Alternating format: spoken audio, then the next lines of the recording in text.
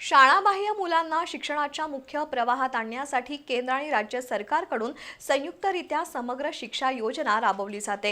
ही योजना कंत्राटी कर्मचाऱ्यांच्या जीवावर जिल्हा परिषदेच्या माध्यमातून राबवली जाते। मात्र यावेळी कंत्राटी कर्मचाऱ्यांना मुदतवाढ मिळाली नसल्याने या योजनेच्या अंमलबजावणीबाबत प्रश्नचिन्ह निर्माण झाले। कोल्हापूर जिल्ह्यातील 50 कंत्राटी कर्मचाऱ्यांसह संपूर्ण राज्यातील सुमारे 4000 कंत्राटी कर्मचाऱ्यांचं भवितव्य अधांतरी झालंय। केंद्र सरकारनं 2011 मध्ये समग्र शिक्षा अभियान सुरू केलं। 6 ते 18 वयोगटातील मोफत प्राथमिक आणि माध्यमिक शिक्षणाची गुणवत्ता वाढवणं, डिजिटल शिक्षणाचा प्रसार, शाळाबाह्य मुलांना शिक्षणाच्या मुख्य प्रवाहात सामील करून घेणं, ग्रामीण आणि शहरी भागातील विद्यार्थ्यांच्या शिक्षणातील अंतर कमी करणं अशा बहुउद्देशानं ही योजना सुरू करण्यात आली।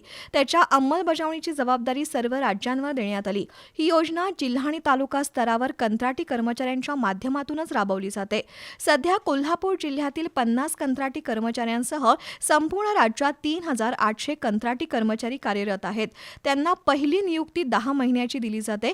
त्यानंतर 1 दिवस त्यांची सेवा खंडित करून त्यांना पुन्हा 10 महिन्यासाठी फेर नियुक्ती दिली जाते।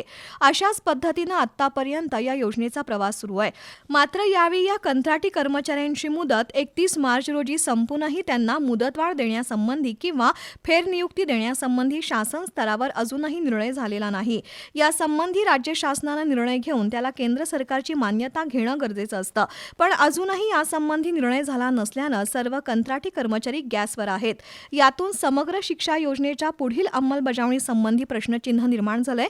कंत्राटी कर्मचाऱ्यांचा प्रश्न मार्गी लागला तरच समग्र शिक्षा योजनेअंतर्गत येणारे UDAS प्लस, शाळा, गुणवत्ता, मूल्यांकन आणि आराखडा, निपुण महाराष्ट्र, मोफत पाठ्यपुस्तक आणि गणवेश वितरण, संच मान्यता, शाळाबाह्य विद्यार्थ्यांचा शोध, पटसंख्या वाढवा, शाळा वाचवा हे सर्व उपक्रम ठप्प होण्याची शक्यता आहे। मुंबईत नुकत्याच झालेल्या अर्थसंकल्पीय अधिवेशनाच्या वेळी संबंधित कंत्राटी कर्मचाऱ्यांनी मुंबईत मोर्चाही काढला होता।